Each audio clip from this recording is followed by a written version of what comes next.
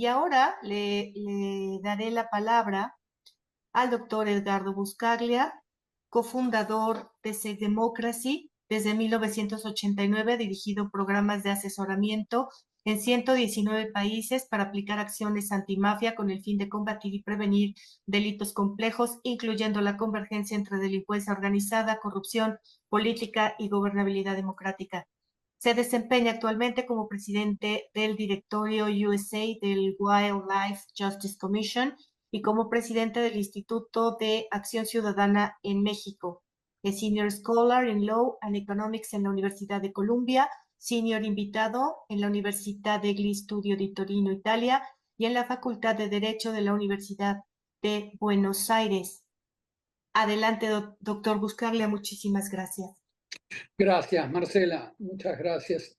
Bueno, muchas gracias a Armand, a Javier, a la embajadora Roberta, porque eso me permite acortar mucho mis palabras para que haya mucho más tiempo para el intercambio con las personas que están participando. Ese es uno de los grandes beneficios que como anfitrión de este evento junto con Marcela nos permite después escucharlas a ustedes, especialmente lo que hace a preguntas, respuestas y comentarios. Así que espero que esa sección de nuestro evento sea muy dinámica. Gracias a la introducción de Marcela Jiménez, a quien agradezco mucho por la organización de este evento, y gracias a la descripción y análisis de Armand, de Javier y después de la embajadora, a mí se me permite agregar algunos puntos como pie de página de lo que han dicho estas personas. El fenómeno Trump no es un fenómeno nuevo en la historia norteamericana. Quiero recordarles que figuras importantes de la política norteamericana, como Huey Long en los años 30 del siglo pasado, gobernador de Luisiana, George Wallace, gobernador de Alabama y candidato presidencial del Partido Demócrata en 3 oportunidades durante los años 60 y 70, George Wallace, representaban en gran medida ese racismo, esa xenofobia, ese populismo en donde se explota un poco a la figura de las élites y se coloca al pueblo del lado opuesto de estas élites con el fin de ganar votos. Esta historia de populismo, xenofobia, racismo, ya está presente en la historia norteamericana, y no me quiero remontar al siglo XIX porque también tenemos ahí 6 ejemplos adicionales. Trump representa esa tradición populista que nunca se manifestó en la escala que se manifiesta hoy, claramente. Trump tiene mucho más apoyo en el electorado norteamericano que lo que tenía Huey Long o George Wallace. Pero lo que catalizó este poder electoral de Trump en gran medida está vinculado a los efectos que ocasionó en gran medida un capitalismo globalizador, pero globalizador sin regulaciones que protejan de alguna manera a gran parte del mercado laboral, de la dimensión laboral en sectores de la economía norteamericana que perdieron enormemente a lo largo de 4 décadas de globalización, y ese sector de trabajadores mineros, trabajadores en el ámbito de la producción de automóviles, trabajadores de diferentes sectores económicos importantes, se vieron rezagados, ¿no? Con al mismo tiempo un retroceso en las inversiones públicas que hacen a la educación pública, a la educación cívica, que era tan importante en el desarrollo social norteamericano durante el siglo XIX y gran parte del siglo XX. Eso generó una tormenta perfecta que favoreció la llegada de un personaje como Trump a la política nacional. Quiero hacer hincapié en estos factores culturales porque en gran medida las elecciones en el pasado estaban explicadas por el desempeño económico de los presidentes de las administraciones previas. Si el desempeño económico era dinámico, era bueno en cuanto a bajas tasas de desempleo, bajas tasas de inflación, crecimiento económico, los modelos electorales podían predecir más o menos cuál iba a ser el resultado de las elecciones. Hoy en día ya no es así. Hay un universo de planetas y de estrellas que hacen a las culturas que coexisten en Estados Unidos, pero hay dos grandes flujos culturales que tienen que ver con el posicionamiento de Kamala Harris y el posicionamiento electoral de Trump. Trump representa a un flujo regresivo hacia lo que representaba la cultura política y social de Huey Long, de George Wallace, magnificado por el fracaso de un modelo económico globalizador sin regulaciones que protejan a gran parte de los sectores perdedores de esa globalización. Hubo grandes sectores ganadores, obviamente, de la globalización, pero hubo sectores económicos y sociales que perdieron, que después se acentuó esa pérdida en la crisis financiera del 2007 al 2009. Eso, de alguna manera, ese flujo cultural regresivo hacia el populismo, hacia la xenofobia, hacia el racismo, está representado en esos sectores que perdieron durante estas décadas de globalización no regulada, que además se acentuó mucho a lo largo desde el año 1976 con la desaparición de las regulaciones que limitaban la contribución de campañas del sector privado a los políticos norteamericanos. Desde el año 76, la Corte Suprema norteamericana fue desregulando la contribución de campañas electorales, permitiendo cada vez más que empresas privadas puedan tener un rol cada vez más importante en la elaboración de leyes, en la elaboración de políticas públicas, lo cual se fue traduciendo en una captura del Estado norteamericano por grupos de intereses. Uno de mis profesores, Mancur Olson, en el año 1960 escribió un gran libro, La lógica de la acción colectiva, The Logic of Collective Action, que predecía lo que iba a ocurrir. La democracia norteamericana se iba a ir carcomiendo debido a la captura del Estado por parte de grupos de interés asociados a las mega empresas más importantes del planeta. Bueno, eso hoy opera de ambos lados, del lado demócrata y del lado republicano. O sea que hay varios factores que explican el apoyo hacia esa regresión cultural hacia la tradición de Huey Long y de George Wallace, representada por Trump. Pero por otro lado tenemos un flujo importantísimo cultural que mira hacia futuro, que es lo que representa Kamala Harris y gran parte del Partido Demócrata. Esos flujos culturales hacia la apertura de la sociedad, hacia las minorías raciales, hacia las preferencias de género, hacia todo tipo de progreso social, está representado por Kamala Harris. Esas dos corrientes culturales están hoy en colisión. Los sociólogos han estudiado que el factor cultural lleva tiempo para que se manifiesten las preferencias políticas. Primero vienen los cambios culturales y después vienen los movimientos políticos que reflejan esos cambios culturales. Ahora, esperemos que Kamala Harris logre reflejar a través del flujo de votos esos cambios culturales hacia futuro que representan el progreso de Estados Unidos. Eso por un lado. Entonces, me gustaba agregar este factor de raíz en la puja de corrientes culturales que de alguna manera está representado en estas candidaturas. Son agua y aceite. Básicamente son opuestas en cuanto a la regresión cultural de Trump hacia el pasado, hacia lo peor, ¿no?, del pasado en cuanto a preferencias culturales xenofóbicas, populistas, racistas, y la corriente cultural que representa Kamala Harris. Eso está en juego hoy en día. Veremos cuáles de las dos corrientes culturales logra imponerse en la dimensión política en las próximas elecciones.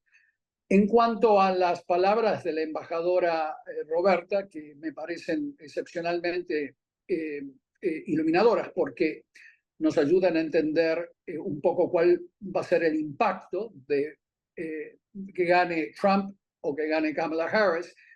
El posicionamiento de México al respecto va a ser, soy pesimista, sea quien gana. O sea, si gana Trump, vamos a tener cortocircuitos importantísimos en los aspectos ligados a la xenofobia, al racismo, a los factores migratorios que bien mencionó la embajadora. Si gana Kamala Harris, van a existir problemas importantes en lo que justamente el embajador Salazar ha venido destacando en México, el embajador de Estados Unidos en México, Salazar, ha venido destacando de alguna manera el posicionamiento norteamericano entre las reformas que ha propuesto el gobierno primero de López Obrador y que sigue proponiendo la presidenta Claudia Sheinbaum. Eso va a generar un curso de colisión con los gobiernos norteamericanos, sea que gane Kamala Harris o sea que gane Trump. Lo que a mí me preocupa es la influencia de China en México. México, ante esta situación de alejamiento, especialmente de cuestionamiento de lo que representa el tratado comercial y todo lo positivo que trajo a México ese tratado comercial, NAFTA primero y la versión segunda después de que estuvo Trump en el poder, va a generar de alguna manera un alejamiento que va a ser aprovechado por China. Va a ser aprovechado por China, como lo ha hecho en otros países de Latinoamérica, de Asia y de África, para cubrir los vacíos de inversión que pueden llegar a suceder después de que los capitales norteamericanos dejen de estar tan presentes como lo han estado a lo largo de las últimas décadas desde la aprobación del Tratado de Libre Comercio en los años 90. Entonces, esto es un factor que a mí me preocupa. La influencia de China en Latinoamérica en general ha sido nefasta en cuanto a la depreciación de las instituciones democráticas. Lo hemos visto en Ecuador, lo hemos visto en Venezuela, lo hemos visto. O sea, China representa una válvula de escape para que regímenes autoritarios puedan solidificarse en el poder y obtener fuentes de financiamiento para poder respirar y hacer lo que hacen. O sea que eso es un factor que a mí me preocupa hacia futuro, ya que asesores de la presidenta Sheinbaum ven con beneplácito el rol de China como un factor que de alguna manera cubra los vacíos que va a dejar Estados Unidos en caso de producirse esta colisión.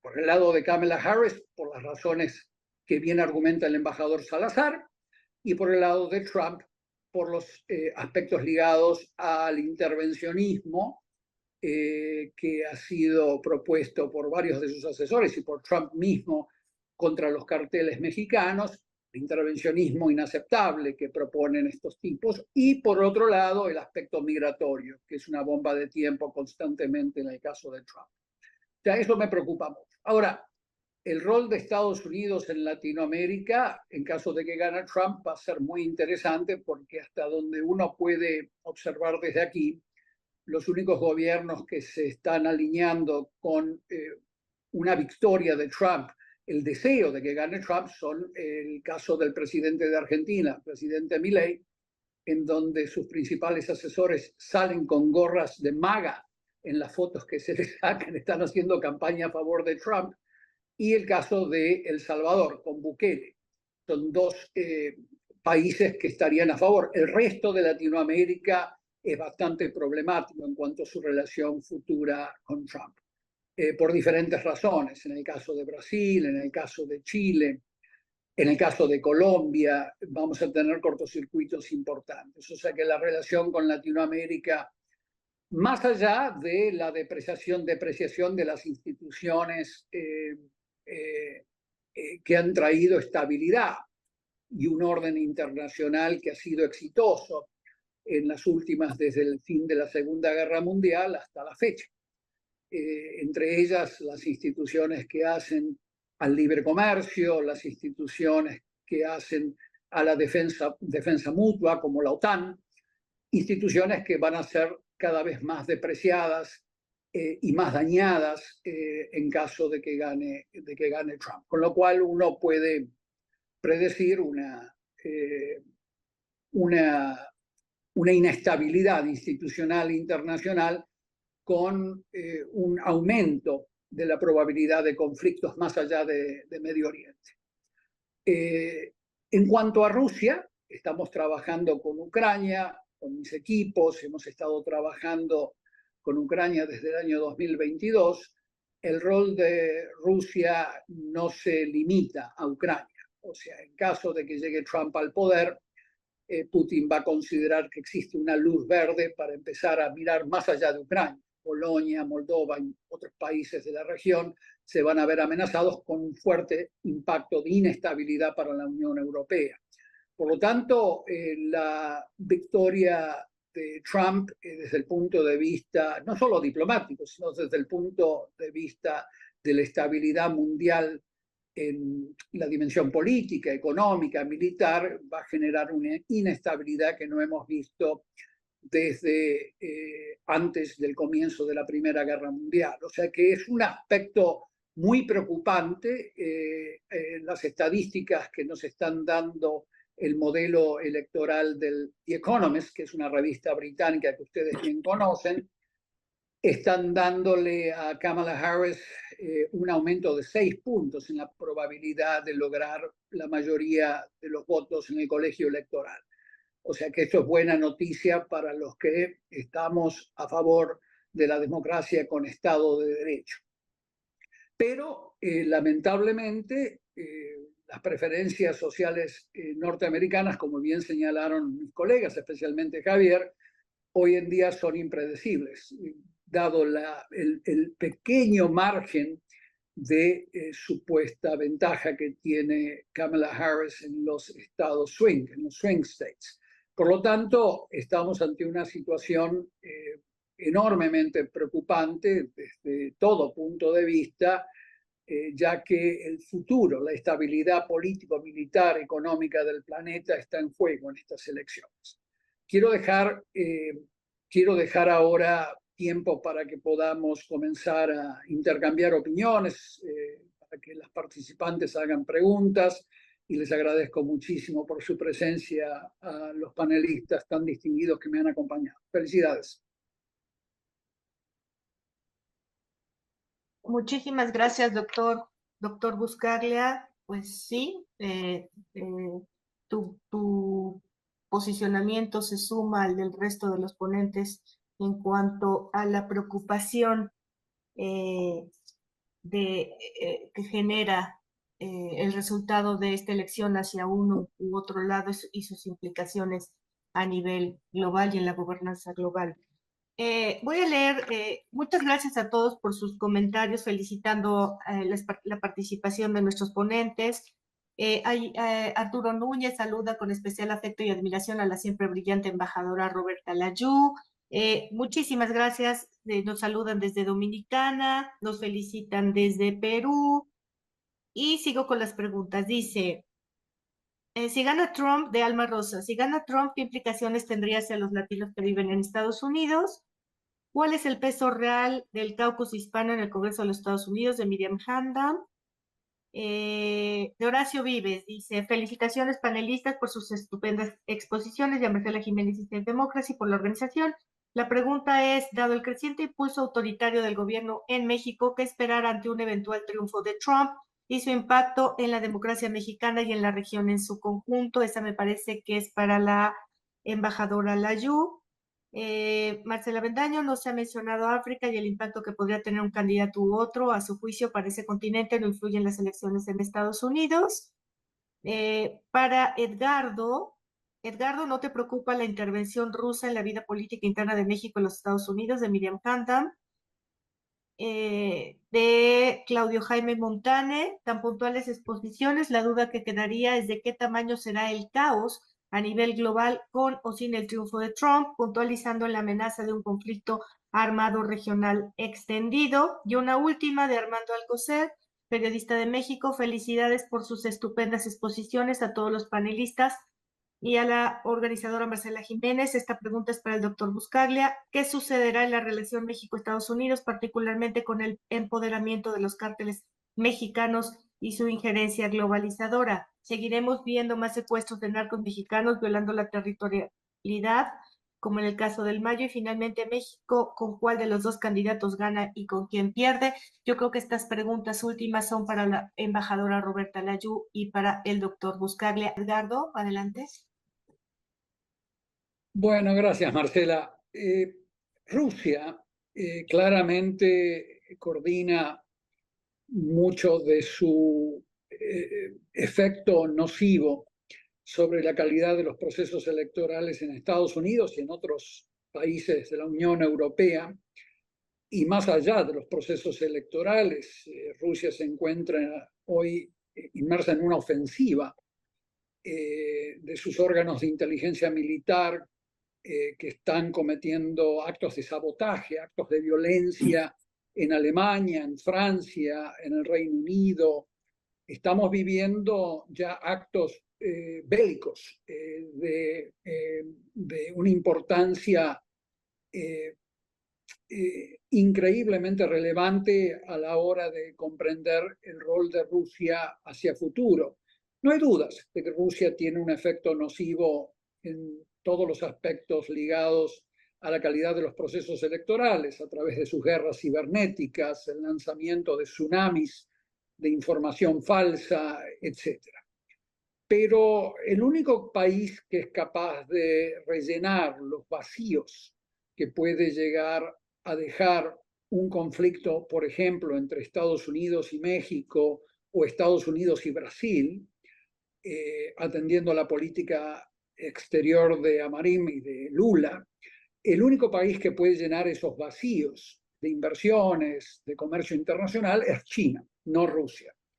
Por lo tanto, a mí me preocupa el rol de China hacia futuro, en el caso de México, atendiendo a el hecho de que más allá de que no gane Trump, obviamente si gana Trump la situación va a estar muy bien explicada por la embajadora Roberta, ligado a actos de barbarie antidiplomática que nosotros hemos escuchado no solamente de Donald Trump, sino de sus asesores. Pero si aún gana la vicepresidenta Kamala Harris, vamos a tener encontronazos, cortocircuitos de enorme importancia que hacen al progreso en las relaciones comerciales y de inversiones directas de Estados Unidos en territorio mexicano.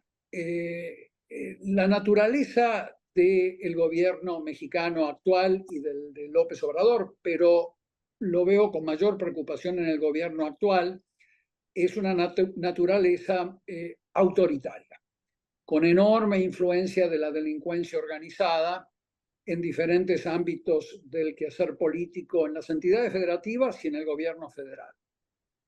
México es un país en donde se conjuga ahora el autoritarismo populista de la presidenta Sheinbaum con la influencia de una delincuencia organizada que se ha visto fortalecida en los últimos 6 años por las políticas de abrazos y no balazos, por la penetración cada vez mayor de la delincuencia organizada en el sector privado empresarial, en la política mexicana, y la introducción de estas reformas, por ejemplo, la reforma al Poder Judicial, le da una entrada institucional a la delincuencia organizada para hacer lo que ya estaba haciendo, que es la penetración de las campañas políticas a través del financiamiento con dinero sucio y de las contrataciones públicas. En el caso del Poder Judicial, van a estar íntimamente vinculadas a la entrada de dinero sucio a las campañas judiciales. Todo esto lleva a la conclusión de que la situación de deterioro institucional en México se va a deteriorar, no solamente en el ámbito judicial, lo cual, aún si gana Kamala Harris, el deterioro de las relaciones con Estados Unidos va a favorecer a China en cuanto a su capacidad de llenar estos vacíos, especialmente ligado al hecho de que muchos asesores de la presidenta Sheinbaum ven con beneplácito el rol de China en el futuro económico mexicano. Esa es una gran preocupación que yo tengo. Rusia no tiene esa capacidad de llenar esos vacíos que van a ser dejados por un deterioro en las relaciones con Estados Unidos. O sea que ese es un factor importante que a mí me preocupa. Otra preocupación que yo tengo es el hecho de que Trump no es un fenómeno meteorológico, no es un huracán que de repente aparece y no podemos hacer nada al respecto. Yo vengo siguiendo desde los años 90, en mis trabajos que publiqué y en conferencias que di, el deterioro de gobernabilidad de los Estados Unidos de Norteamérica, el deterioro en sus rankings de Estado de Derecho, que han sido medidos por diferentes organizaciones internacionales, Banco Mundial, Naciones Unidas, etcétera, que muestran cómo Estados Unidos se viene desplomando desde los años 90 en su indicador de Estado de Derecho, calidad de la educación, calidad de la infraestructura, calidad de los servicios públicos en general. Mucho de ello está vinculado a el hecho de que las políticas públicas norteamericanas han estado cada vez más influenciadas por las contribuciones, el tsunami de contribuciones de campaña legales que han venido llegando a las candidaturas y a los partidos políticos, lo cual ha generado una captura del Estado en manos de grupos. Y vuelvo a insistir que lean por favor el trabajo de Mancur Olson, La lógica de la acción colectiva, para entender lo que se va a venir en Estados Unidos. Esa es la raíz de Trump, en gran medida, ese deterioro institucional en tantos ámbitos desde los años 90. La bajísima calidad de la educación cívica es un factor que nos explica las preferencias sociales electorales a favor de Trump. El deterioro de las instituciones sociales que hacen a la salud pública, que hacen a la educación, en general también nos explican las preferencias sociales a favor de Trump, además de las crisis económicas que se llevaron entre las patas, que se llevaron a millones y millones de personas que son los que votan por Trump hoy en día. Hay factores de gobernabilidad que pueden remontarse a los años 90, que pueden explicar por qué llegó Trump con mucha mayor pujanza de lo que había llegado el gobernador George Wallace en los años 70 o Huey Long en los años 30. O sea que ese es un factor que tenemos que abordar, mirarnos en el espejo, aquellos que hemos luchado toda nuestra vida por la democracia republicana con Estado de Derecho y una economía de mercado competitiva. Otro factor de gobernabilidad que se ha venido deteriorando en Estados Unidos, que es la competencia económica, que era el gran factor que generó innovación y el progreso que caracterizó a Estados Unidos en el pasado. Tenemos que mirarnos en el espejo y ver qué ha fallado, qué explica la llegada de Trump al poder para poder corregir esas fallas institucionales y evitar que otro Trumpito, que otro personaje similar, continúe llegando al poder más allá de que Trump esté vivo. No, ese no es el tema. Trump es manifiesta el deterioro de estos factores que quiero resaltar. Por lo tanto, discúlpenme que he tardado más minutos en terminar y responder esta pregunta, pero les agradezco muchísimo por la atención a lo que expresé. Felicidades. Gracias a los panelistas. Muchísimas gracias, Edgardo y embajador Alayú. Nos saludan también desde Colombia. Y ya para finalizar, me gustaría que dieran un mensaje final cada uno de ustedes, un minutito para finalizar. Y Edgardo, si quieres dar por concluida después de tu intervención este webinar. Muchísimas gracias. Adelante, Hernán. Ok, unos comentarios muy breves. Hay que esperar a ver qué falta, cómo resulta este proceso electoral en los Estados Unidos. No hay que ser tan negativos. Creo que yo espero que la participación y todas las indicaciones hasta hoy en día es que va a haber una participación alta en el proceso electoral. Creo que gane quien gane, eso es positivo, número uno. Número dos, se había comentado antes, no sé si fue Javier, sobre el hecho de que la Constitución aquí ha sido por muchos años considerada casi como la Biblia en cuanto a intocable. esta amenaza sobre la Constitución de los Estados Unidos, yo espero que haya despertado a la ciudadanía de este país a la posibilidad de que enmendar una Constitución no es necesariamente negativo. Muchos países lo hacen para adaptarse a un nuevo contexto global, tanto exterior como interno. Entonces, yo mantengo un cierto nivel de optimismo en cuanto a lo que viene para los Estados Unidos. Yo espero que el resultado se preste a eso. En cuanto, y un comentario breve sobre la relación Estados Unidos y México, porque para mí es la que más en riesgo está en cuanto al resultado de esta elección.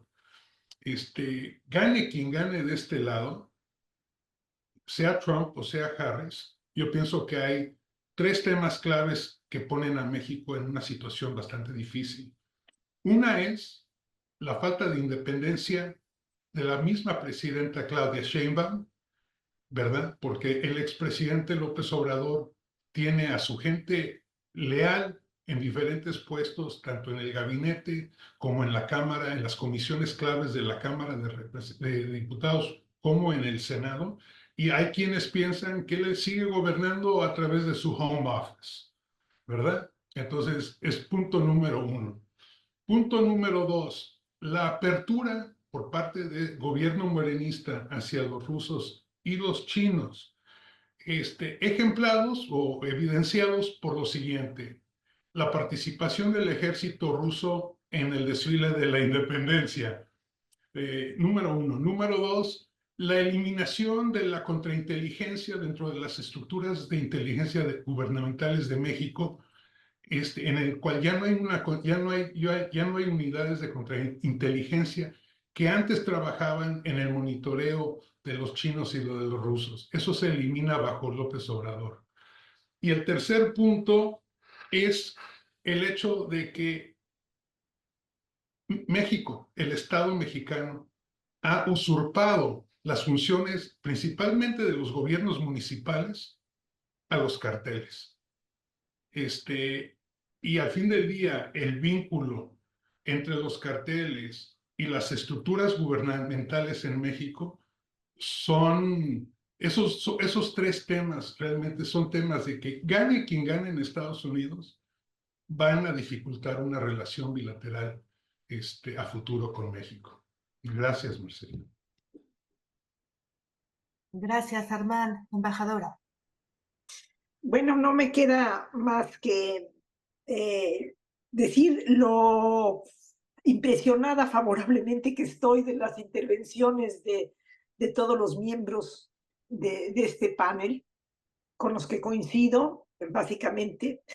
Y solamente quiero justificar mi optimismo que sigo manteniendo con respecto a los problemas que va a enfrentar México, sin duda alguna, de que se acaben de definir las fuerzas reales dentro del nuevo gobierno de México. O sea, obviamente es un gobierno nuevo que todavía está en formación, no en el sentido del nombramiento, sino que tener muy claro quién está ejerciendo el poder.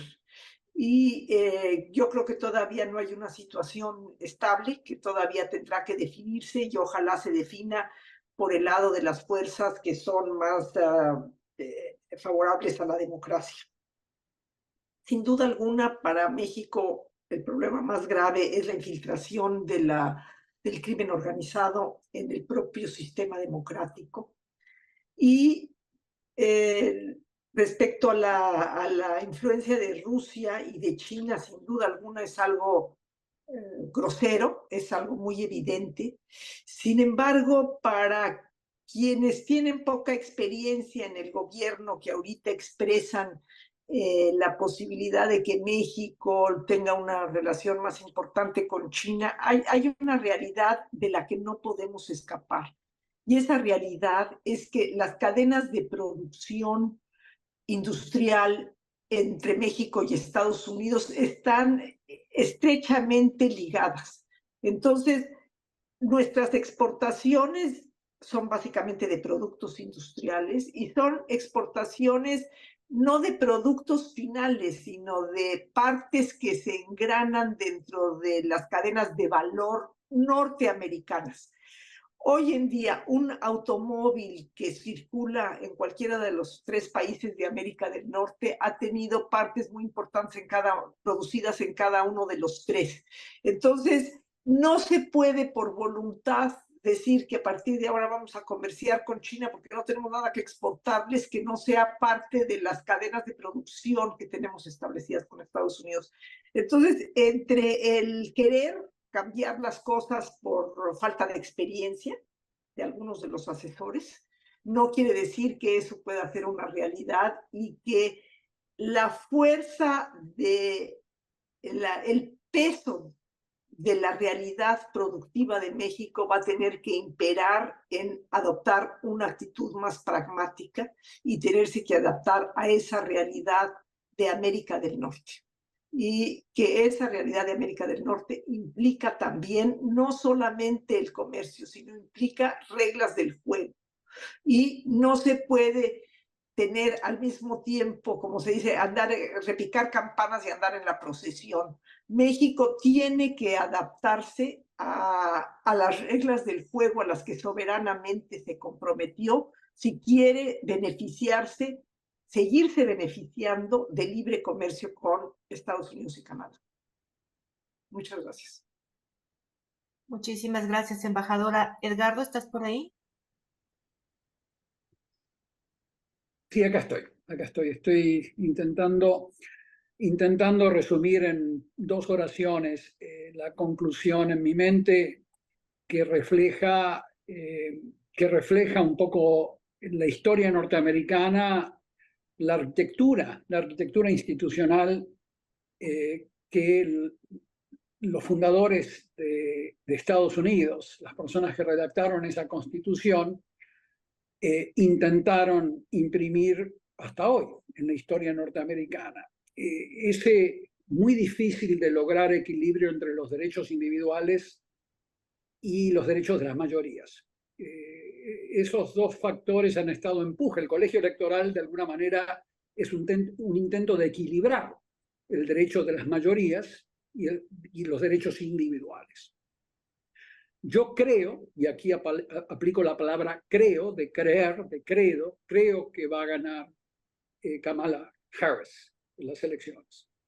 Creo que se va a dar vuelta a la página, Estados Unidos va a seguir progresando, va a mirar hacia ese flujo de cambio cultural hacia futuro que yo comentaba y que va a dejar de lado las dimensiones más oscuras de su cultura que representaron estas personas que mencionaba antes junto a Trump. Yo creo que sí va a ganar Kamala Harris, pero aplico la palabra creo.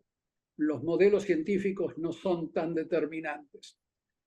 Creo que va a ganar, tengo confianza en las democracias con Estado de Derecho y tengo confianza en un sistema que promueve los derechos individuales. Y creo que Kamala Harris tiene en su formación, en su trabajo, es la primera persona que está como candidata a presidenta que ha pertenecido a los 3 poderes del Estado, al judicial, al legislativo y al ejecutivo. Creo que ella llega al poder con una visión de equilibrio entre los derechos individuales y los derechos de las mayorías. Así que esperamos que el próximo 5 de noviembre vamos a observar, vamos a ver que va a triunfar la luz y no la oscuridad. Así que muchas gracias, Marcela, por la organización y hasta muy pronto. Pues que así sea, estimado Edgardo. Muchísimas gracias, maestro Armand Pechard, embajadora Roberta Layuz, doctor Edgardo Buscaglia y Javier Cuevas, que tuvo que retirarse antes. Excelentes exposiciones, excelente evento. Mil gracias y a todos los que nos acompañaron a lo largo del mismo también. Hasta la próxima. Gracias.